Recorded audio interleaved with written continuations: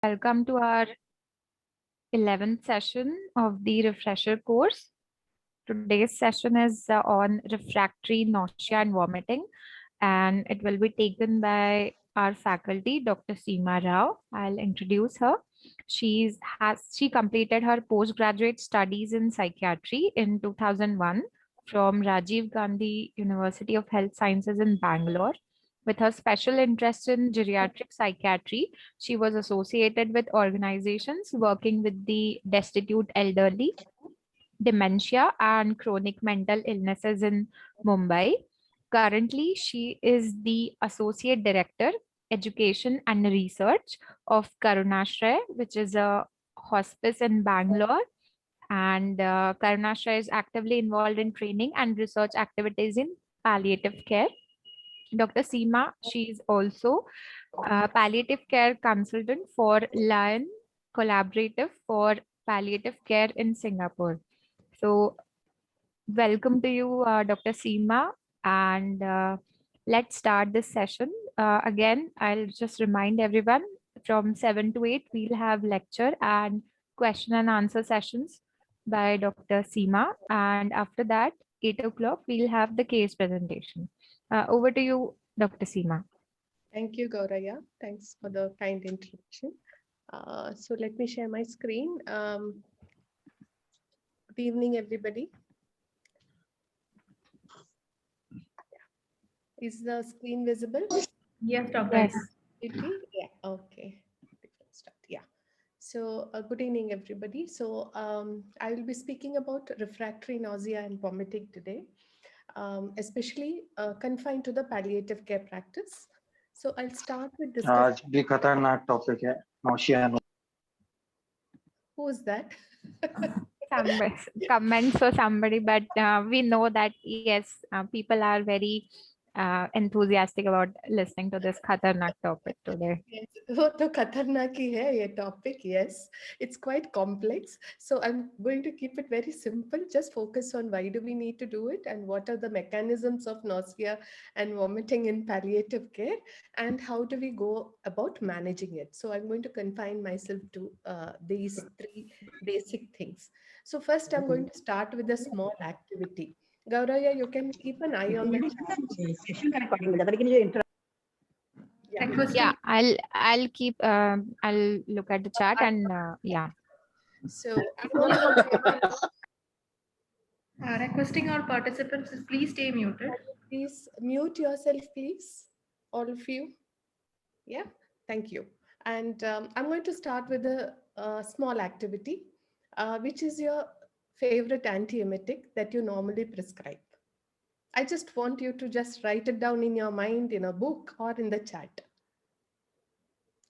And why is it your favorite antiemetic?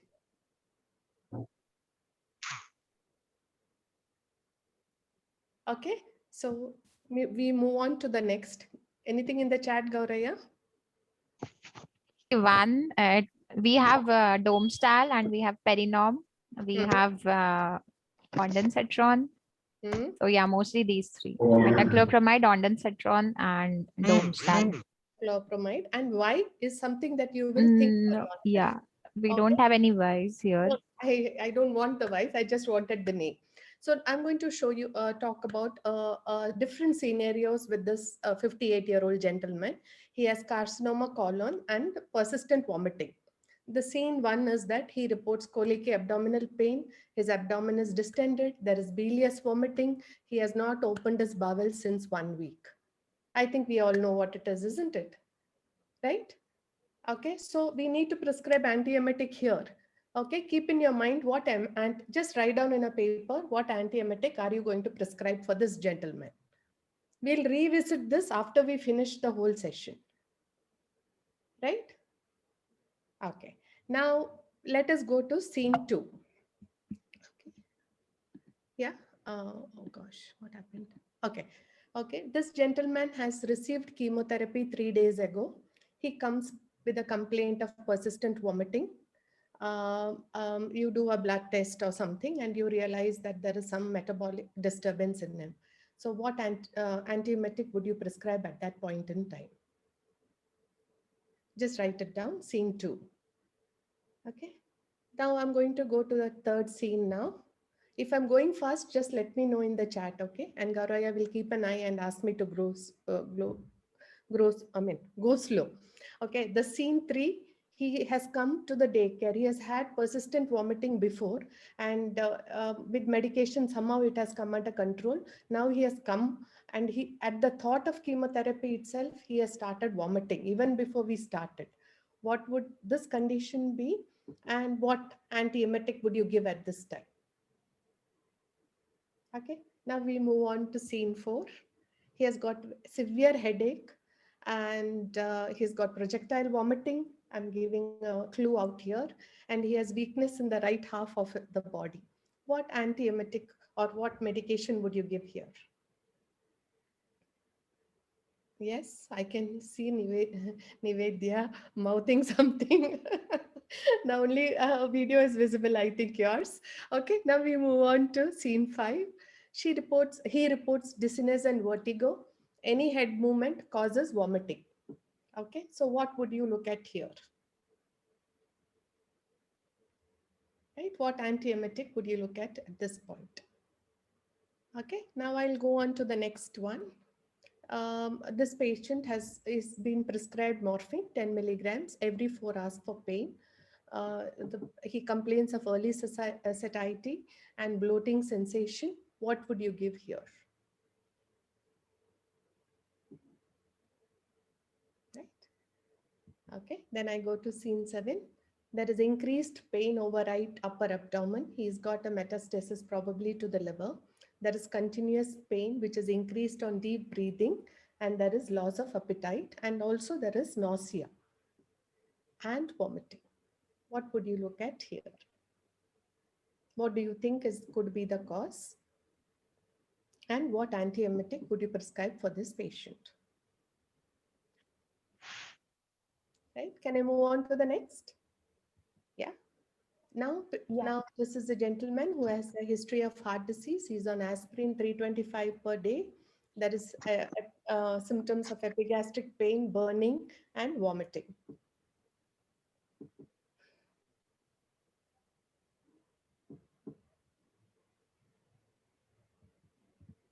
Oh, sorry. And scene 9, patient has had chemotherapy and there are painful mouth ulcers, loss of taste, anorexia, and vomiting. And the last one, patient comes with history of fever and diarrhea and vomiting.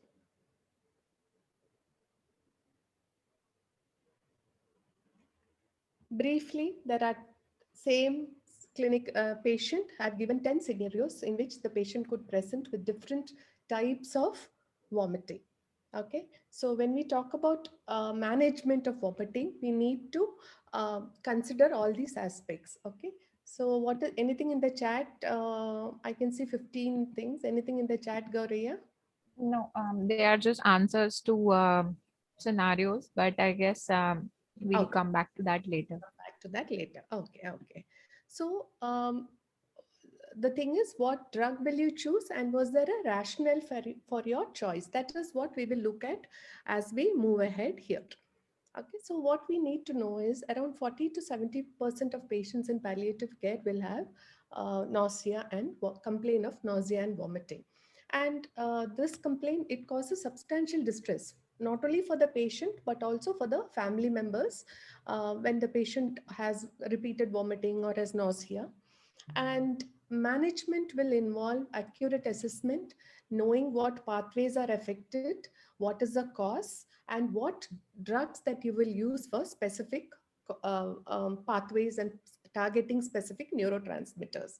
And with adequate management, around 60 to 70% of the patients will be able to uh, control the nausea and vomiting adequately. But again, there will be a small minority of patients who will continue to have symptoms. When we choose antiemetics, there is actually a paucity of evidence regarding which one is better. And as you know, in palliative care, there might be multiple causes for the vomiting. As I showed you in the last 10 scenarios, the same patients may have more than 1 to 2 causes that can result in vomiting. So it's very difficult for us to identify that single cause and to treat it. Generally, there are two approaches to managing nausea and vomiting in palliative care. One is what is called as the mechanistic approach. Okay, this is based on identifying what is the underlying mechanism or the cause that is causing the vomiting and nausea and vomiting in that individual, and choosing the drug that will target that particular pathway or the neurotransmitter. And the other one is an empirical method, which is less popular or less recommended. Here, what is the approach is that you use a broad antiemetic which has multiple actions without focusing on the pathway or the receptor, but has a broad spectrum of activity. You use that antiemetic to manage. So these are the two approaches that are generally used in managing nausea and vomiting. What I will discuss in detail is how we go step by step with the mechanistic approach. So this is the approach that is, there's 9 steps to this pathway. The first part is identifying the likely cause. What is causing the vomiting or nausea in this patient? Okay, and identifying the pathway. Every cause will have a different pathway, will stimulate this different receptors, and different neurotransmitters are involved, whether it is metastasis, whether it is raised intracranial tension, whether it is metabolic, whether it is toxins that is causing, whether it is medications like opioids. Different neurotransmitters are involved. We need to know what it is and how to this, and based on knowing the pathway, we will choose the antiemetic which will act on that particular neurotransmitter. Also, it is important to choose a route of administration which ensures that the drug stays in the body and has the capacity to act. And the doses are titrated carefully. Patient is reviewed frequently so that we give the optimal dose of the medications. And if the symptoms persist, then we will have to look at what have we missed. We use a combination of both pharmacological as well as non-pharmacological approaches to manage nausea and vomiting. And sometimes we may have to combine multiple antiemetics, keeping in mind the drug interactions. So this is the 9-step pathway of managing nausea and vomiting. We'll look at each step one by one. So there are 5 key players that are involved in nausea and drugs with emetogenic potential. Yes, yeah. So that will come in when we talk about identifying the cause. I'll be talking about it. So when we look at first, identify the likely cause. What is causing this nausea? What is causing this vomiting? We need to take a complete history. One is to look at we need to understand that both gastrointestinal issues as well as non-GI problems and drugs. These are 3 things that we need to keep in mind that can contribute to nausea and vomiting. So when we look at the history, look at the usual things, PQ, RST, UV, I'm sure all of you are familiar with it. What is the quality, duration, the temporal history of vomiting, what is it associated with, what are the aggravating relieving factors, and the drug history is also extremely important, especially when we talk about patients in palliative care who are on multiple drugs, and also in oncology. Most of the chemotherapeutic agents have some of the chemotherapeutic agents have emetogenic potential. So we need to look at the drug history, look at physical examination, look for signs that can give you an indication of what is the cause, and also investigations, which I'm sure all of us know. Generally, you must have had in your previous training, you must have learned all this. So I will not go into detail here. Some of the things that I would like to do is sometimes a clinical presentation itself will give you a clue. If there is an intermittent nausea, as we saw in one of the scenes, which I have mentioned with early satiety, postprandial fullness and bloating, that is it implies that gastric emptying is delayed. So motility is an issue here. If there is persistent sorry, if there is persistent nausea, which has aggravated post chemo by the sight, smell of food, unrelieved by vomiting also, the chemo receptor trigger zone probably is triggered here, and that could be the reason for the nausea the patient is experiencing. When there is an intermittent nausea with abdominal cramps, when the bowel habit is altered, there is distension, and the nausea is relieved by vomiting. Sometimes the vomiting could be a large volume bilious, then it indicates a large bowel obstruction. Early morning nausea with headache and vomiting indicates raised intracranial pressure. When nausea is aggravated by movement, including motion sickness or turning the head, there is vertigo, then you look at a vestibular component. And when there is what we saw just before going into chemotherapy, patient has started vomiting profusely, then it could be anticipatory nausea vomiting that is exacerbated by anxiety, where there is a cortical component that can contribute to the vomiting. So basically, as we look at the scene scenarios now, can we go back and I would like some of you to answer what is the first one that you would look at? What, sorry. Yeah. So when we see the first scene, there are what we call as 10 M's that can contribute to nausea and vomiting. Am I audible? Yeah, you are audible. Okay. And this screen is visible, right? Yeah. Yes. I think it froze for a minute for me. So if you see, there are, as I said, there are 10 M's that we say that is responsible for nausea and vomiting. It's a cause of nausea and vomiting.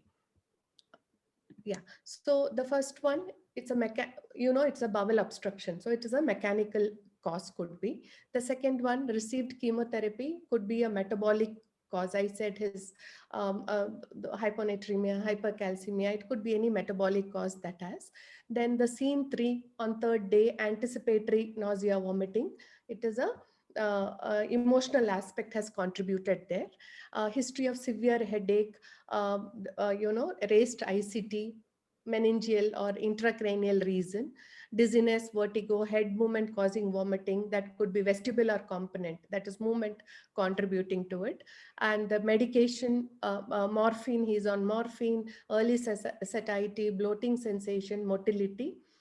Increased pain over the right abdomen. I said there were hepatic mets, liver capsular stretch pain probably caused by metastasis, aspirin, symptoms of epigastric pain, again medication induced, painful mouth ulcers, loss of taste, anorexia. It could post chemo radiation, could be the mucosal injury that can irritation that is causing it. History of fever and diarrhea could be because of infection, microbes. So these are generally broadly you can categorize the cause of nausea vomiting into the 10 categories out here, and how each of it will act upon a different pathway, will work upon different receptors.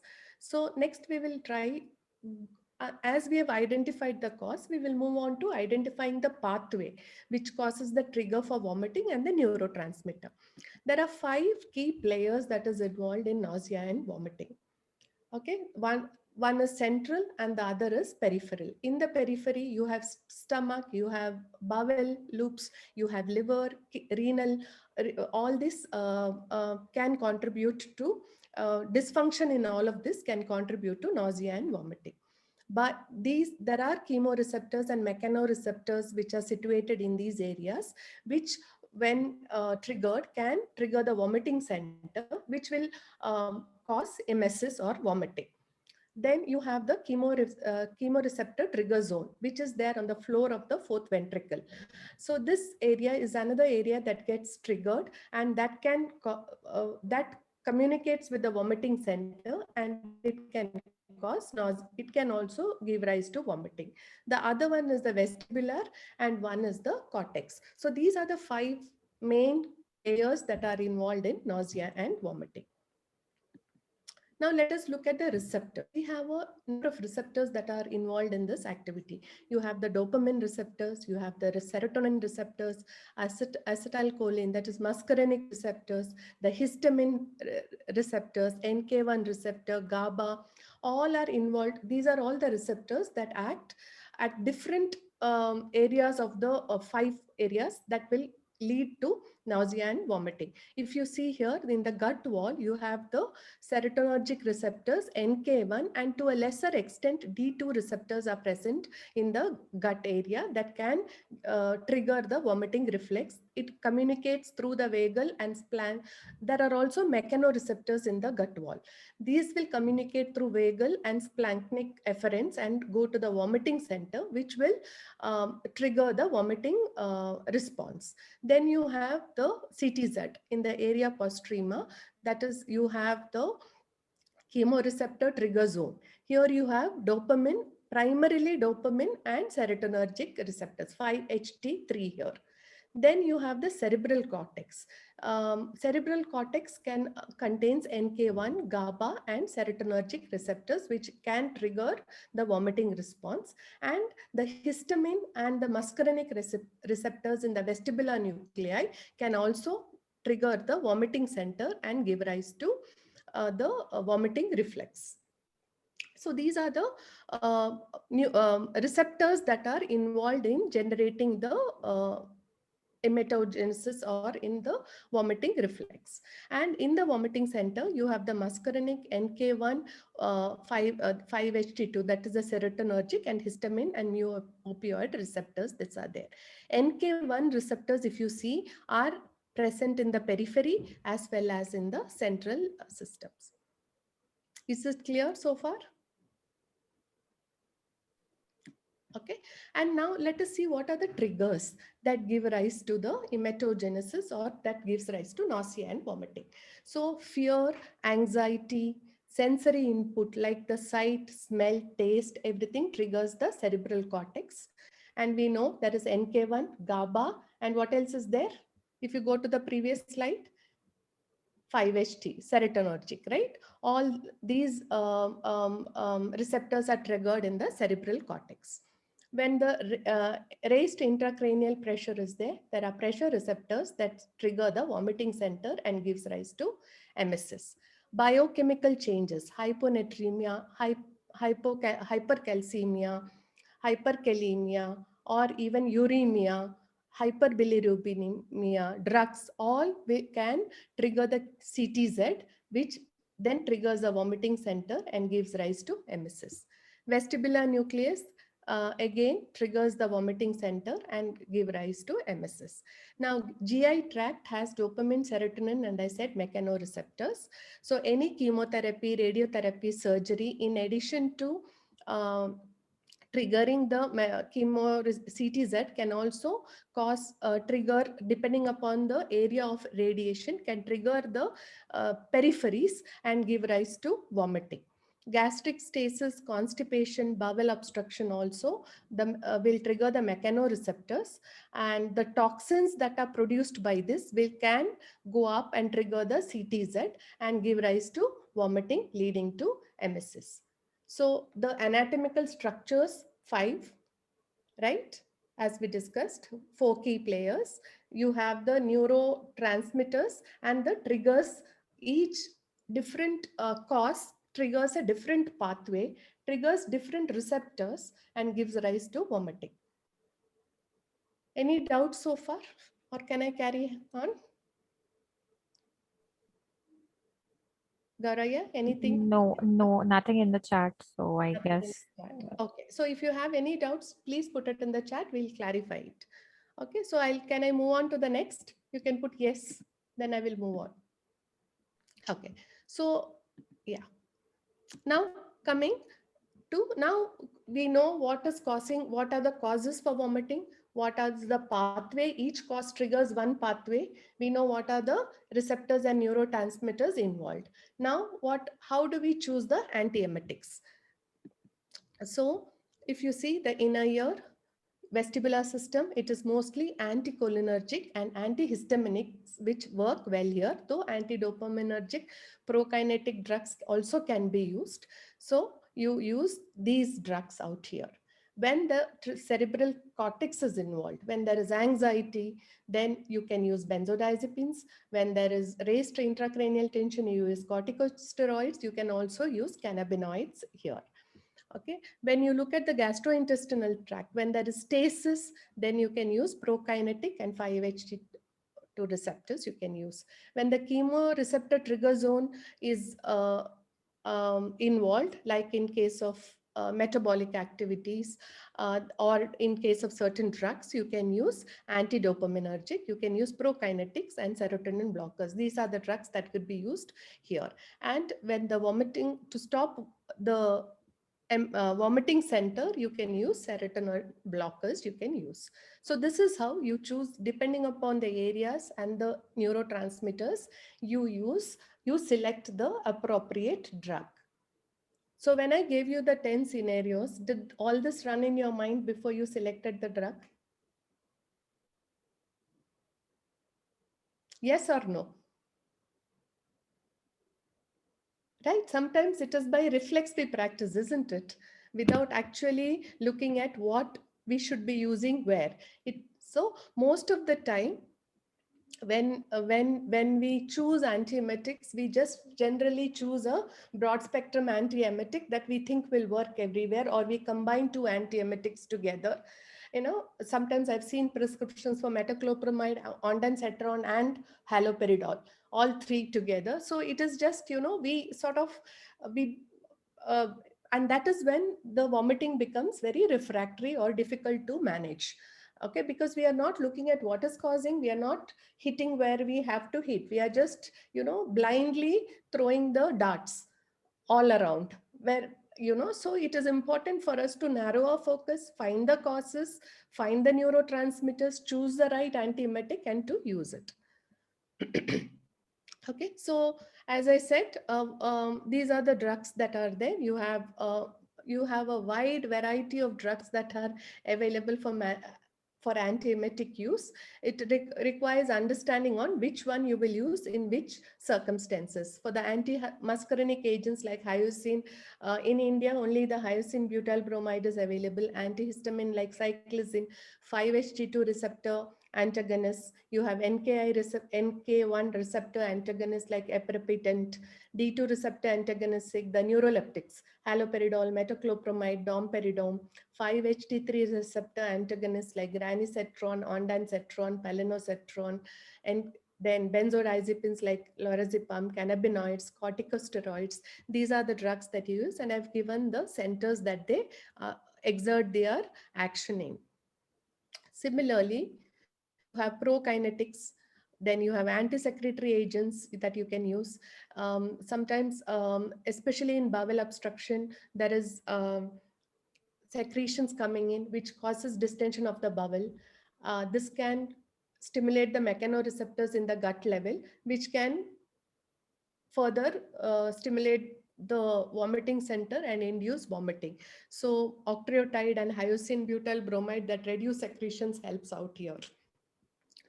And anti-inflammatory when there is raised ICT, and even mirtazapine, because of its 5-HT3 receptor antagonist effect, it's also been helpful in, it also has an antiemetic potential.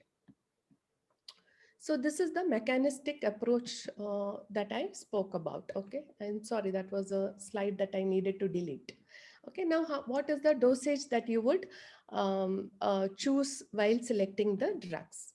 So the off note, what you need to look at is, what is the route that you would prefer? Would you give oral medications? Would you give intravenous? Would you prefer subcutaneous? Or is there a fourth approach available?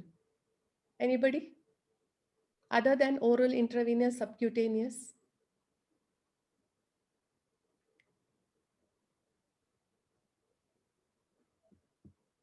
Pardon?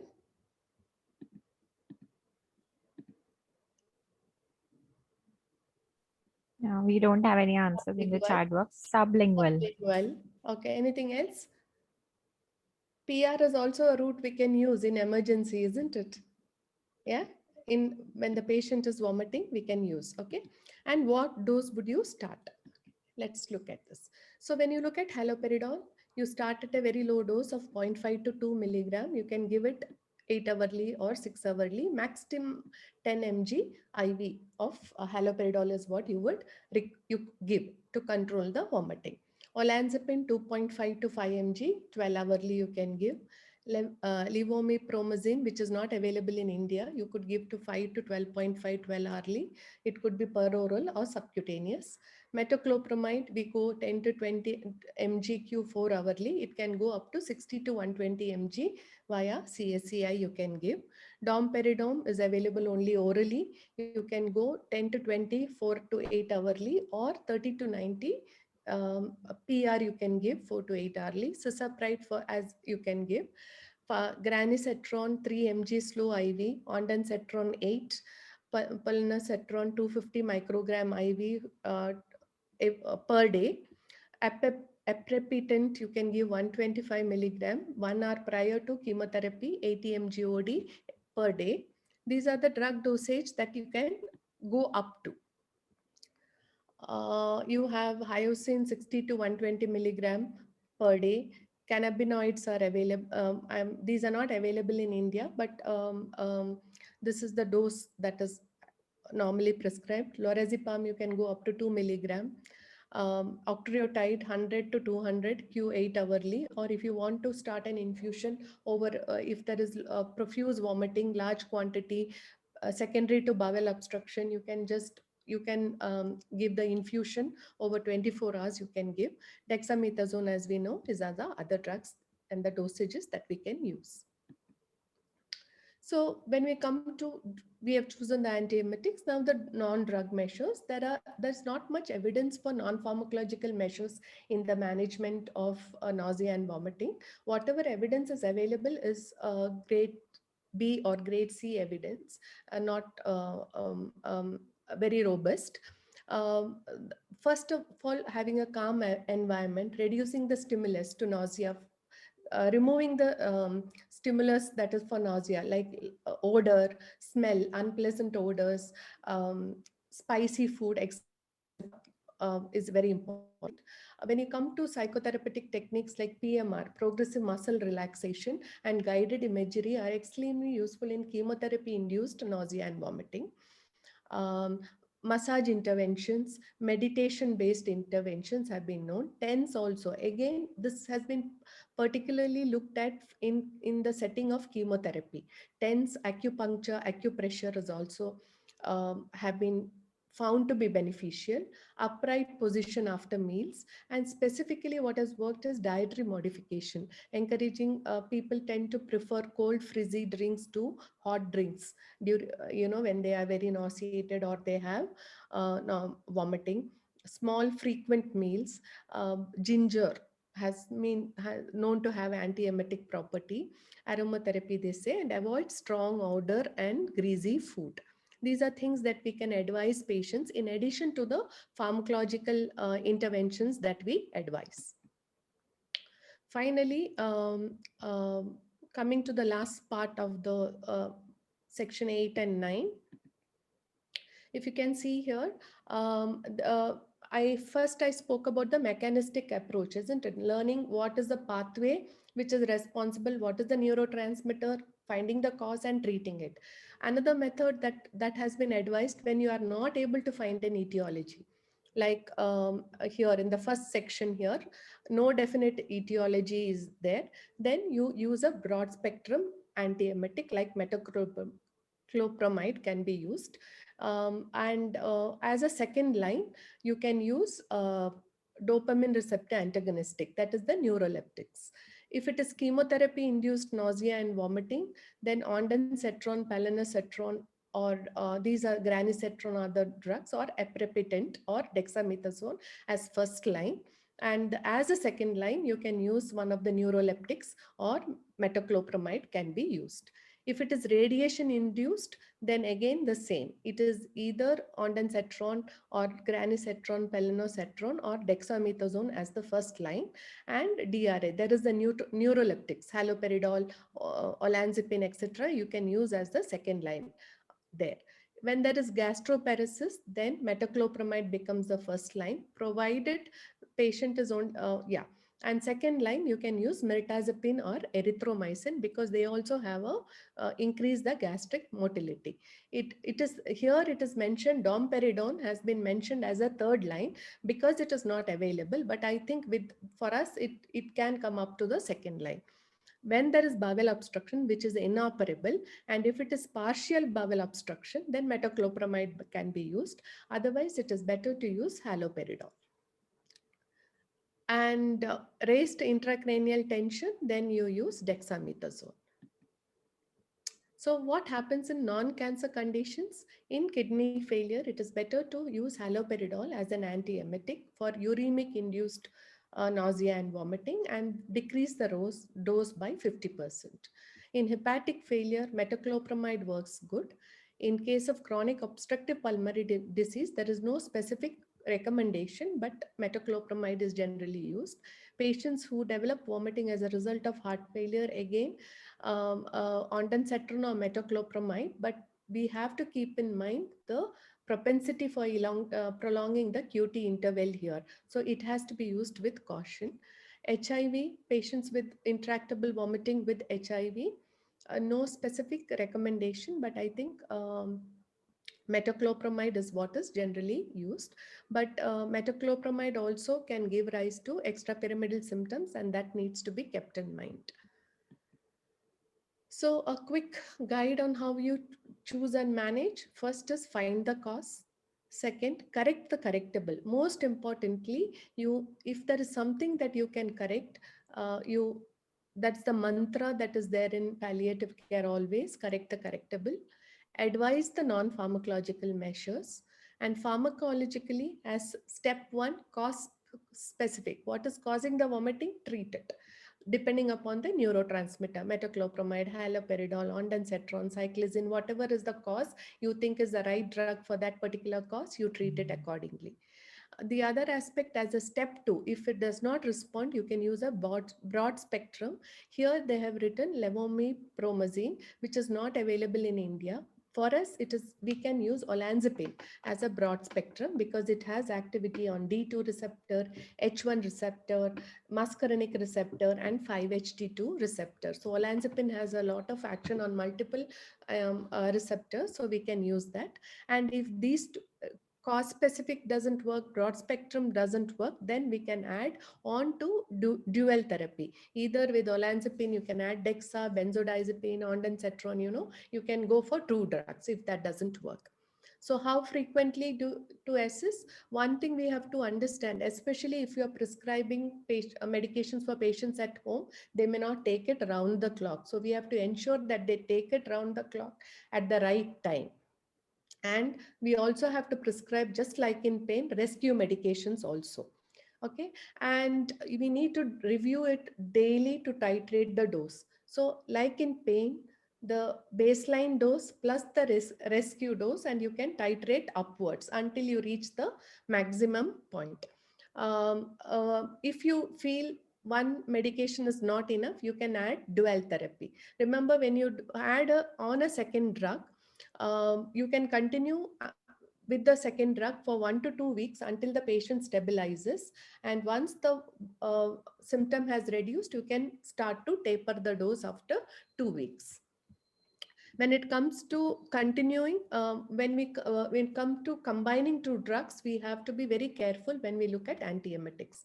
Metoclopramide and hyoscine butyl bromide should not be combined together. Why? One is a prokinetic, another is a relaxant. They have opposite action, so do not combine it together. Metoclopramide and ondansetron, when you combine, you have to be very careful about cardiac QT prolongation. You have to be careful about arrhythmias also. When you domperidone, when you use it with ketoconazole, erythromycin, SSRIs, antibiotics, or grapefruit juice, CYP3A4 inhibition can occur, and this can increase the level of domperidone, and so you have to be very careful about it. Ondansetron reduces the analgesic effect of tramadol, so you have to keep that in mind. Patient who's on an antidepressant or an anti-neuropathic agent like duloxetine, or an antidepressant like fluoxetine or paroxetine, which are long acting, and you add ondansetron for this patient, and the patient is on fentanyl, you should keep in mind all these drugs increase the level of serotonin and can lead to serotonin syndrome. So when you combine two drugs, you need to keep these things in mind when you use two antiemetics: their action, their side effect profile. These are the two things that we need to keep in mind. And some of the studies have proposed the use of propofol for nausea and vomiting. Even Oxford textbook of palliative medicine just suggests that this could be used. And this is one paper which has discussed the use of propofol. When all other antiemetics have failed and patient still has refractory nausea vomiting, you could use this. Starting dose should be around 0.5 milligram per kg per hour, and a slow titration should be done. And remember, this is not for sedation. It is only for controlling the nausea and vomiting that you are using. Doses higher than 1 milligram per kg per hour can result in sedation. So the patient has to be monitored very closely for this. Evaluation should be performed at 2, 6, and 12, continuous evaluation. And for the shortest period of time, the lowest effective dose has to be used. And then patient can be switched over and managed with the other drugs. About 30 to 44% of cases, especially in patients who are very terminally ill and imminently dying, and nausea and vomiting is a problem, then we can look at palliative sedation for these patients with comfort as the overriding goal here. And when we choose patients, we should ensure that there is severe chronic life-threatening illness. It should be truly intractable and refractory nausea and vomiting, and it should be refractory to standard therapy that we have used. And of course, only with the consent of the patient. If patient is capable of giving a consent, or the family, we should proceed with this. And benzodiazepines, neuroleptics, barbiturates, and anesthetic induction agents like propofol are what we generally use for palliative sedation.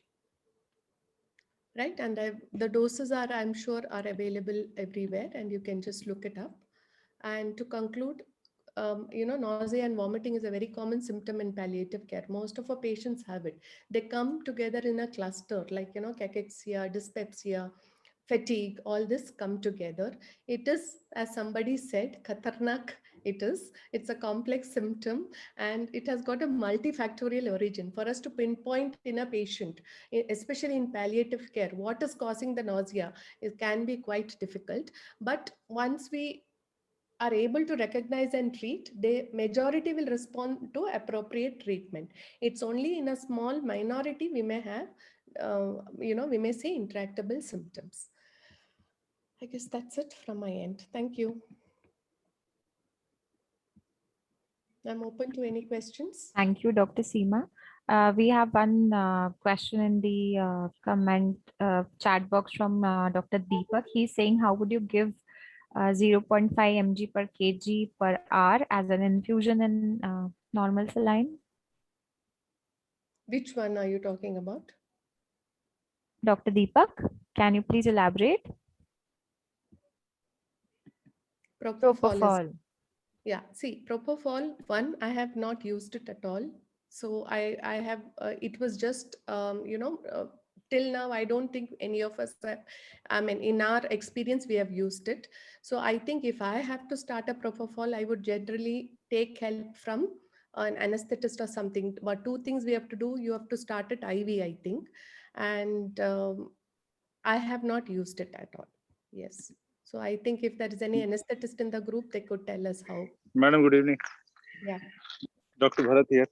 Yeah. Madam, it is given as a IV infusion.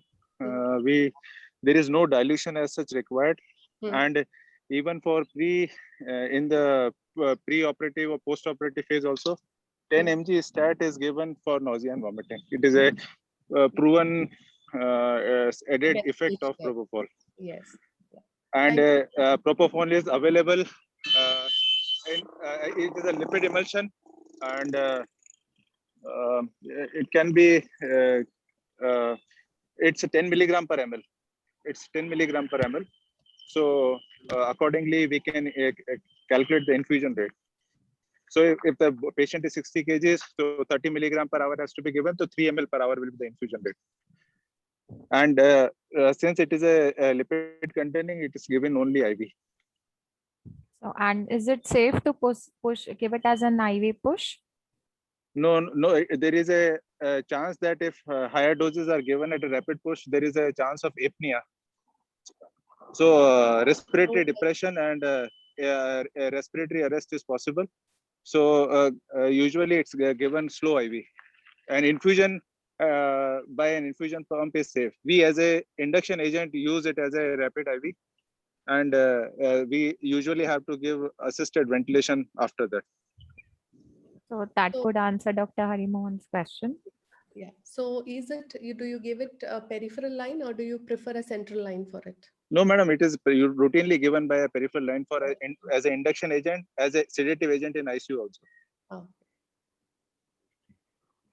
But we usually don't use more beyond 48 hours because there is chance of propofol infusion syndrome.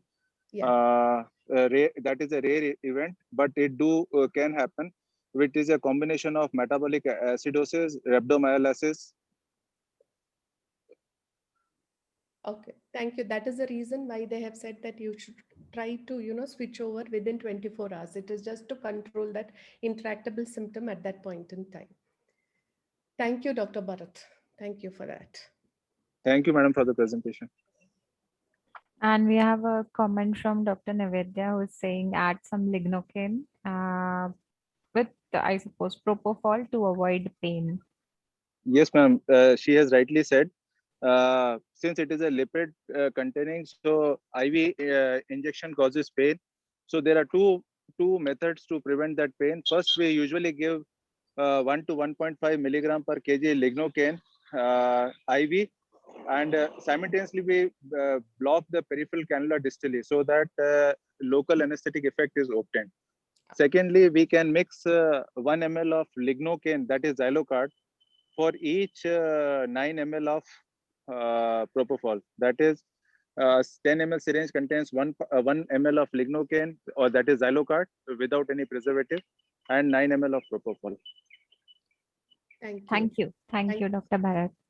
So now I have a question. Did anybody change out of the 10 scenario? Did you think of changing what antiemetic you would give? Just go back to the 10 scenarios. Do you want me to put it? Show it to you? Yeah, You can go back that to- would be helpful if we Yeah, can you see the scenarios again. Yeah, I will just share it again. So, okay, how do I go for slide share?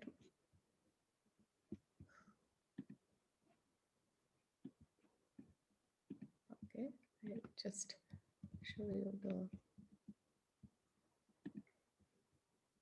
You can click on start, Yeah. play from start, because it is the starting slide. Is it on slideshow now?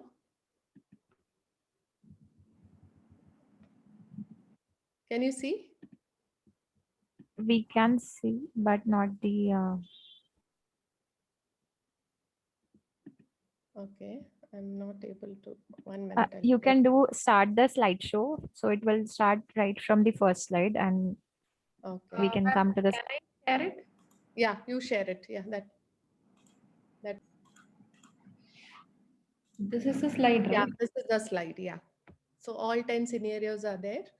So if you want to change, and if anybody wants to share what they changed, you're welcome.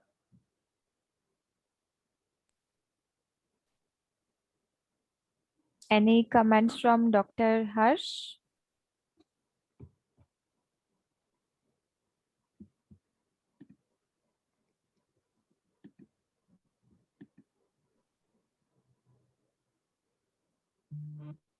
No comments?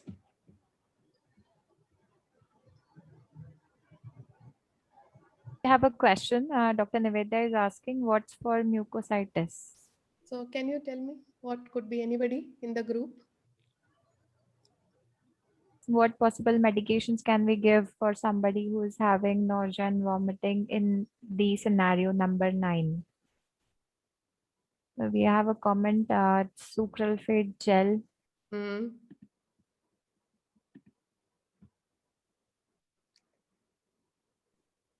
And dexamethasone. Hmm.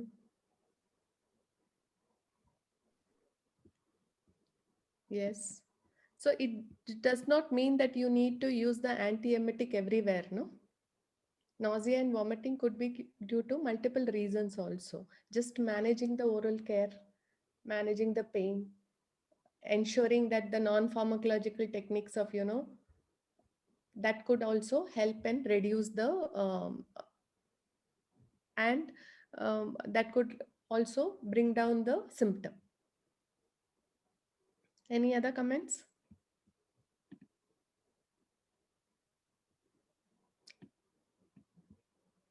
Gauraya, you want to add anything?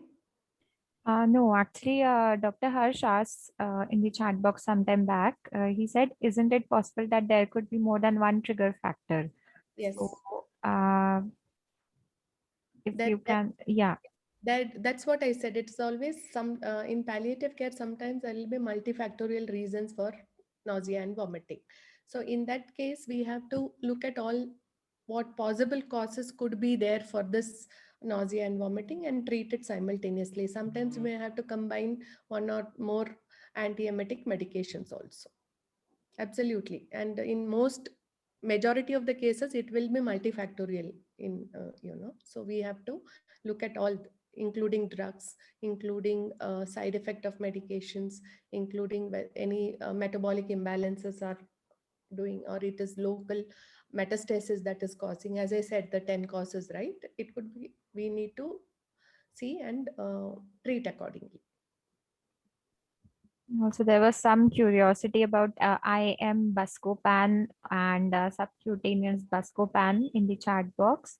So, Hmm. Dr. Deepak says he has never used IM Buscopan for vomiting as such. IV and subcutaneous. Yeah. Could you give us the answers? What was that? Could you give the answer to each scenario? What That, would be the drug of choice? so, okay. So as you can see, specific answers, that's what I want you to tell me, no? Then we can discuss. Anybody wants to put the answers? Maybe we can go case by each scenario. So we Scenario start with the one. scenario 1. Yeah. Any answers for scenario 1?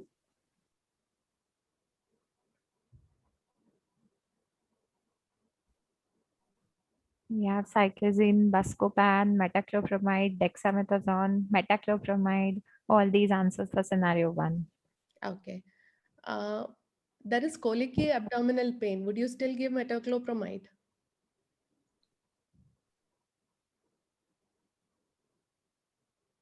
Yeah. We have ondansetron and buscopan coming in and haloperidol as well. Okay. So what do you think is, so metoclopramide goes out because there is colicky abdominal pain. So there's distension of abdomen. There is bowels not open. So what would you give? Dexa, fine. What else? In addition to Dexa, what else would you give? We have buscopan and ondansetron for answers and laxative. Would you give haloperidol? We had somebody saying haloperidol in the chat box. Yes.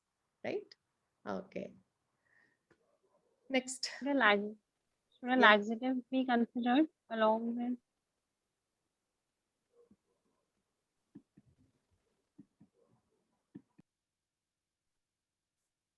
Dr. Seema, are you there? Dr. Seema?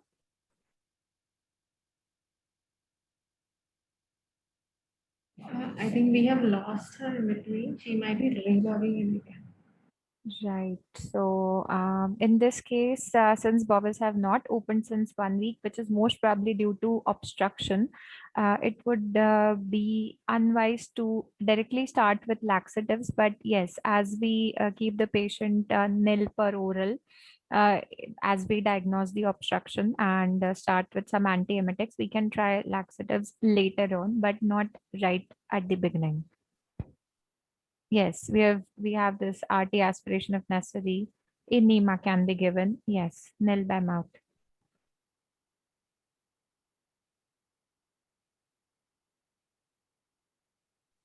So, is Dr. Seema online again? Yes, doctor, she's there. Yeah. Yeah. I'm online again. Sorry. Right. So surgical intervention may not be possible for like people who have metastatic disease and bowel obstruction. We are not, we will keep it only about antiemetic. Right, correct. We are not trying to about manage bowel obstruction here. structure. We are just looking at antiemetic. Go on to that. Second, So second scenario. yes, Buscopan will help with the colic. Yes.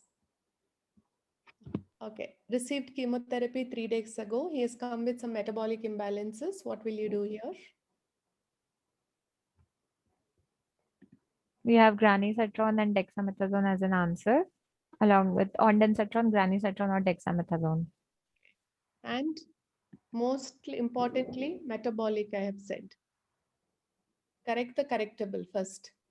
Somebody has said check for serum electrolytes. Yes, correct the correctable, and then once sometimes thing settles down when we correct the metabolic imbalance and go, okay, then you can use any of those 5-HT3.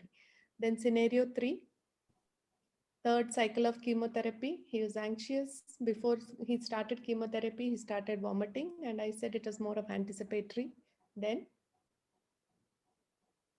Lorazepam, diazepam, not diazepam. midazolam. We have Midazolam these is very three. short acting. Extremely short acting. I would prefer lorazepam. Yes. Olanzapine. We have this also in the chat box. Okay. Generally, as a chemotherapy regimen, people are put on olanzapine. So olanzapine also has some amount of anxiolytic effect. So yeah, you could use any of those. Severe headache, weakness, right half of the body. There is an intracranial space occupying lesion, raised ICT, dexamethasone. Very good. Dexamethasone, mannitol, whatever you want to use to manage that you can give. Okay. Scenario 5, dizziness, vertigo, head movement causes vomiting. Somebody said cyclizine was their favorite antiemetic right at the beginning. Okay. Then we move on to morphine. Morphine induced vomiting. What would you use? We have metoclopramide and domperidone in the as an answer, and somebody has also said ondansetron. Ondansetron with morphine. Dr. Nilima says it's ondansetron. What will happen when you put ondansetron with morphine? Constipation will result, isn't it? Metoclopramide, okay. Haloperidol. Actually, what they say is haloperidol is the one because it acts on the vestibular as well as CTZ, and vomiting could be because of that. Haloperidol would be effective. Ma'am, may I just speak Yeah. if you don't mind? Since I'm an anesthetist, and as anesthetists, we use fentanyl and morphine very frequently for our Yeah. surgeries and in the post-operative period. And we put them on ondansetron, and we don't see constipation. In our post-operative period, we don't see constipation happening. On a regular basis, ondansetron is the antiemetic that we give, and we use opioids in very frequently and in high doses. So it's not something that we see. So probably because you are using it for a short period of time, right? Yeah, we use it for a short period, but not for a very long period, right? Yeah. That is a point. Yeah. And second, do you see them post-operative? Yes, we see them. They go to our ICUs. All our patients, all our surgical patients, neurosurgical, cardiac, whatever they are, they go to some of them are in the post-operative ICU for a couple of days. So we see them. I mean, it's run by us. The anesthesia department looks after the ICU, so we see them in the ICU as well. So constipation is not a problem that we see. Because it's probably for a short period of time. We are talking about patients on higher doses of fentanyl. Generally does not have too much of gastrointestinal side effects. It's morphine, tramadol has more. Fentanyl generally does not have. So do you use morphine or only fentanyl? We use fentanyl and tramadol and morphine. All three opioids are used. All of them. Probably it's the time frame also, and we talk about higher doses here for pain control and for a prolonged period of time. So generally, for morphine induced, it is what is advised is metoclopramide and haloperidol. Yeah. It's almost it's 8. So we'll just quickly finish the remaining 4 scenarios so that we can go on to the case presentation. The last 9 and 10, everybody is aware. History of fever, diarrhea, vomiting. It's antibiotic, whatever you need to give. Metastasis, dexamethasone, somebody has already said. And yeah, so I think you go on to the case scenario. We are more or less done within this. We have a case presentation by Dr. Nivedya.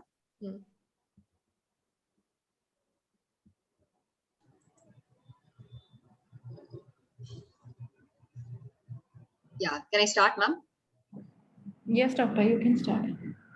Yeah, right. So we're talking about, this is a case presentation on refractory nausea and vomiting.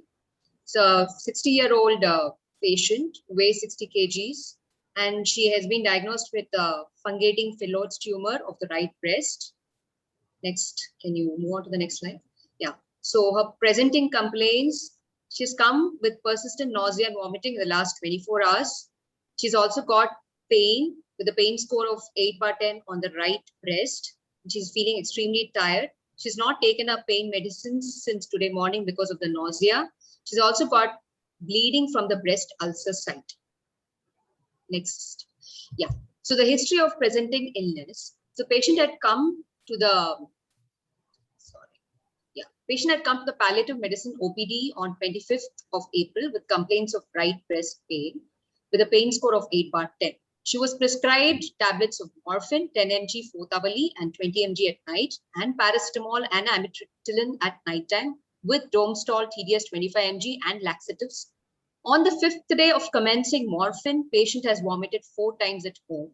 And because of nausea, she could neither take her analgesics nor any food.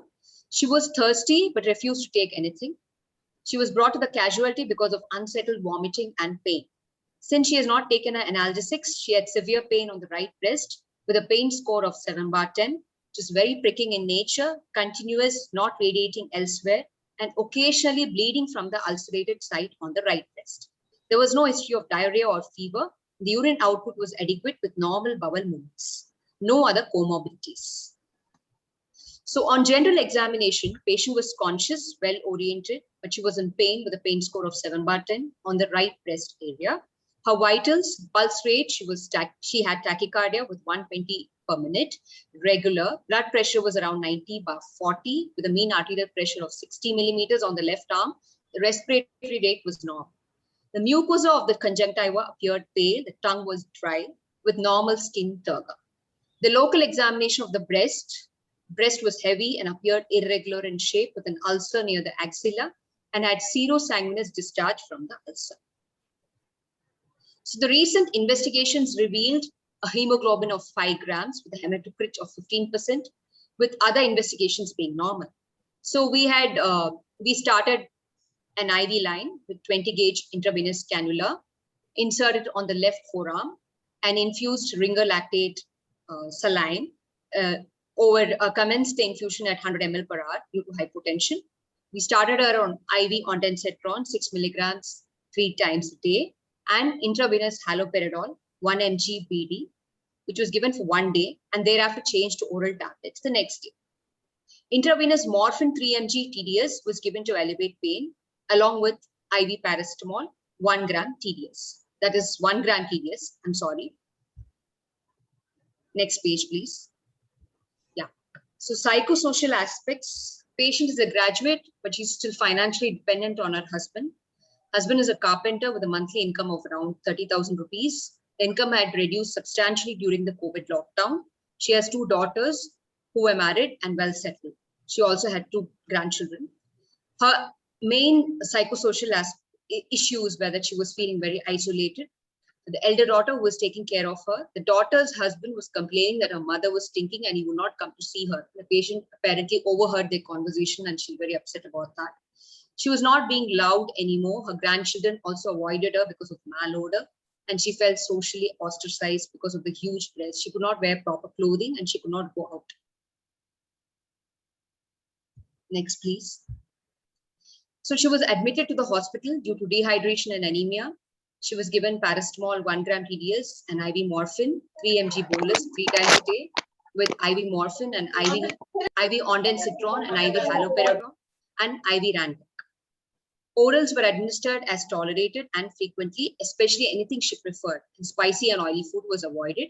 The pain score had decreased 3/10. On day 2, she resumed normal oral feeds after her nausea and vomiting had settled. And then we also started her on tablets, morphine, amitriptyline, Domestol, and paracetamol. And since she was anemic, we had to transfuse blood. And she was actually taken up for emergency palliative mastectomy because she was bleeding. She was also given another unit of blood intraoperatively. Next slide, please. So the main concerns for us, it was the dehydration due to vomiting, pain, and pallor.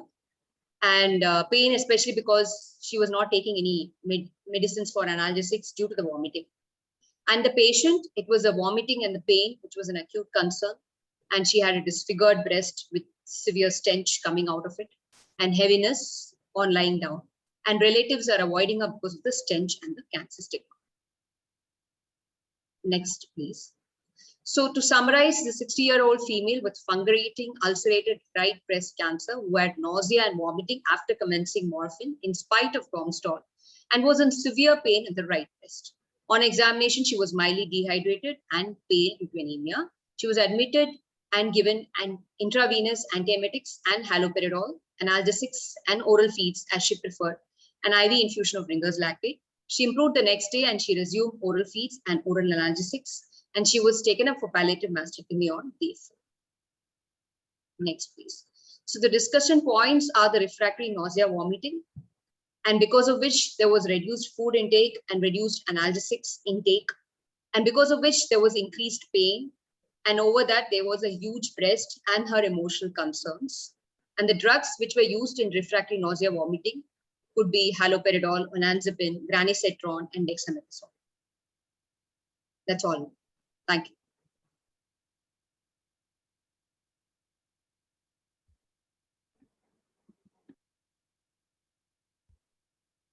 Dr. Seema, can we have inputs from you on this or from our other faculties, Dr. Anne? Yeah, I think let the others speak. I spoke for almost 45 minutes last time. So we'll get the inputs from everybody and then I will come in. Yeah.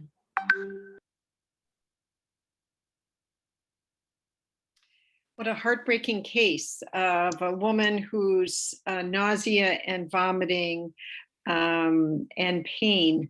And I think it's a very helpful to see this case because pain can exacerbate nausea and vomiting. We see that frequently. I'm sure the anesthesiologists see that in the post-op period, that trigger, that emotional trigger of pain can induce nausea. And just heartbreaking that she is losing her social support as a result. So all of those things could be contributing to her nausea.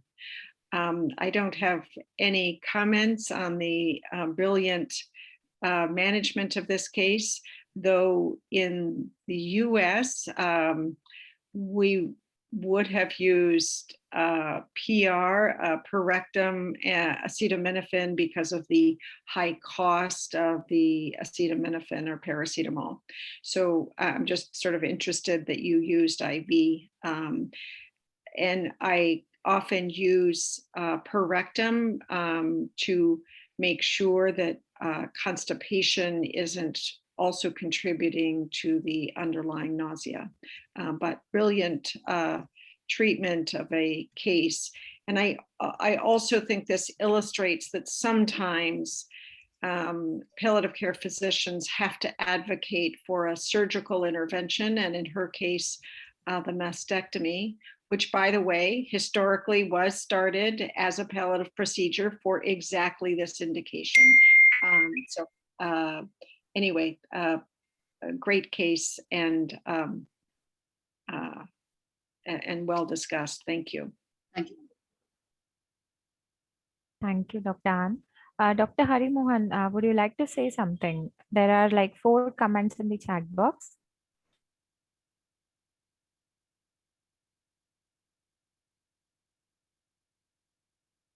Dr. Hari Mohan, are you there? Yeah. I'm there. Sorry. Okay. In this case, a nice case, interesting. So I think this was a huge breast which was bleeding, obviously because of the anemia also, and the pain is typically nociceptive because of the of the ulcerated breast mass which was there. So I was wondering whether we should have added some anti-inflammatory and steroids also, which would have helped. And was the vomiting possibly due to the morphine? But you said the morphine hadn't reached also, right? So I don't know. Was it because of morphine toxicity? Should the opioid have been changed to maybe fentanyl or something? Dr. Nivedya? Yeah, so we had started her on morphine in the palliative OPD when she had come one of the days because she was being evaluated for the breast tumor. She was sent to the palliative care OPD because she had pain. And so we had started her on morphine. We had also started her on Domestol and laxatives. However, 5 days after starting morphine, she had nausea. So we felt it was due to this morphine that she probably had nausea. She was not on any chemotherapeutic agents or anything of that sort. So, yeah. So she was already on Domestol though. Okay. So probably the mass which was causing the pain was so bad that with the dose of morphine, it was not probably responding to the morphine because the morphine toxicity was coming. So probably. No, I would say it's probably the morphine that induced the vomiting because she didn't have any nausea before when she had come in to the OPD. She just had pain. That was a complaint. So I would say that this was probably because of morphine induced nausea. That's what I'm trying to tell. It is morphine induced, but why is it? Because generally we have control of pain. If there's beyond that, only toxicity comes. But in this case, there's no control of pain, but toxicity has already come. So that means it's not responded to morphine. Probably it's a purely nociceptive pain which requires adjuvants also, like steroids and anti-inflammatory. And also probably a single dose of RT would have helped because it's a styptic also. It will decrease the bleeding as well as the pain, it can come down. Of course, the palliative mastectomy has taken electively, that's fine. But in these She cases, was already on other drugs like paracetamol and she was also on amitriptyline. She was put on these 2 drugs as well. So we usually use a combination. Any signs of morphine toxicity? She was not constipated. She was responding to a laxatives. There was no other sign. The respiratory rate was absolutely fine. She was not having any respiratory depression. The nausea was the only problem that she had. Dr. Nivedya, there are a few more actually comments in the chat box. Would you please take them? The first one is, what about the regional anesthetic block for immediate pain relief for this patient? Well, would you like to suggest something, Nilima? She's already got an ulcerated site on that side. I don't think we would prefer something like that. An erectus spinae block, which is given in the back, not in the front.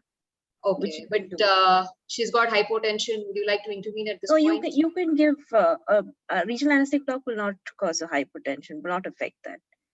So just a single shot, just for that immediate pain relief. So then you can, I mean, once the pain goes, then probably the nausea and vomiting will come down. You can kind of get things under. It's just a suggestion. You can get things. I agree. This is the advantage of over an epidural, that there is no much of an hypotension and you can give it unilateral. You can give it even if the INR is slightly high. You can give it. It's not, and if you do it under ultrasound guidance, it's accurate. So that is something that could be done. Sure. Dr. Nivedya, we have a few more actually queries. If instead of domperidone, metoclopramide would have been used, would it have been better for the patient? Did you mean starting the patient on Perinom right away when the patient was started on morphine, or? We have two comments. One is metoclopramide would have been better. The second one says, what if the instead of domperidone, it would have been metoclopramide instead. Dr. Seema, would you like to have? Would you like to give some inputs about this? Yeah, I agree with the comments that it's either metoclopramide or haloperidol would be the first line for morphine-induced nausea and vomiting. Two, nausea and vomiting is a side effect. It may not be toxicity of morphine. It could be a side effect of the morphine medication, I mean morphine drug, opioid-induced, which is quite well known initially. And over a period of time that, people develop tolerance and it goes away. So I think that is something that we can keep in mind. Third, what I wanted to say is about sometimes we forget about you said there was a foul smell. People were not coming near her, right? Yeah. Right? Am I correct? Yes. Yeah. So that could also be one of the reasons, no? Of course, I mean, it could be multifactorial is what I'm saying. It's not enough that we'll just look at one cause. Right, we need to look at all possible causes. That could be, we know there are 5 centers acting up here. There is a cerebral cortex, there is anxiety, there is smell, foul smell that could stimulate and cause. There could be morphine that could act at the CTZ and the vestibular, causing nausea, vomiting. So there are multiple, as we say that in palliative care, any symptom could have multifactorial this thing. So we need to target everything and even use non-pharmacological measures also at times, to control. So everything could be contributory. So it's not only that we think about, nausea, vomiting, it's only antiemetics. We have to incorporate the non-pharmacological, look at the wound care, ensure the foul odor is not there, ensure that the social ostracization that she felt because of the bleeding wound is not there, radiotherapy for the bleeding, as he said. And anyway, you have done the debulking, you have done. So all these are all things that could, contribute to controlling one symptom. Sure, ma'am. As Dr. Manu has said that antibiotics needed, I'm sure antibiotics would have been given in this case already, and everything would have been done to maintain the wound hygiene. Do we have any more questions? There was one question, would infusion be better than bolus? I think I saw something. I mean, I would prefer bolus because the patient, if she's going to be stuck to an infusion, she can't move around. So we decided on bolus for that. That is what the hospital protocol is. I mean, generally we decide like that. Bolus would be better unless it's going to be not at all controlled by bolus. We will prefer to put the patient on an infusion. Otherwise, we would not put the patient on an infusion. I just saw some question like that. If there are comments, I would, they are welcome. Sure. What's the practice elsewhere? Thank you, Dr. Nivedya. Sure. Thank you. And do we have any more comments regarding what Dr. Nivedya just said, or any more questions from our participants? Can I just tell a small one? Yeah, sure, sure. Sorry. In many instances, I have found infusion does wonders. Probably it's because of the continuous flow of the medication. Even the dose is much, much lesser. So generally in intractable pain, we start them on infusion and in 24 hours, they're better and then we go back also. So I found practically it is quite useful. I mean, we used to use IV infusion, but subcutaneous, I don't have much experience, but it's also equally good. It does make a difference because some of the opioid is going continuously. So that does help to an extent. Just my experience I'm telling. I may not be correct. Thank you. Thank you, Dr. Harimohan. Dr. Harimohan, I agree with you here. Since that she has been vomiting, managing oral analgesics also would be difficult, isn't it? You don't know how much absorption has happened with the vomiting being there. So ideally, probably if the That's true. severe pain All also. the more in this case, especially because of this continuous vomiting.